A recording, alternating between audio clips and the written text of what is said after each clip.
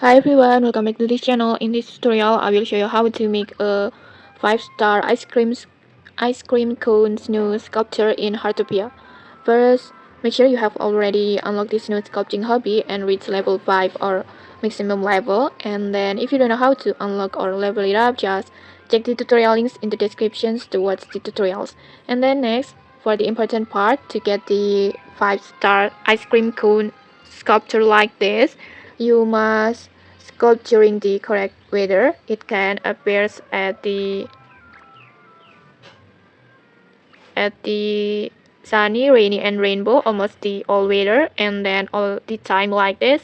And then next, just begin this new sculpting mini game like usual, and then at the tapping rounds, just try to clear as many rounds as possible. The more rounds you successfully complete, the higher your chance to obtain a perfect sculpture like this. And okay, that's it. If you found this helpful, don't forget to like, comment, and subscribe for more tutorials. Thanks for watching and see you.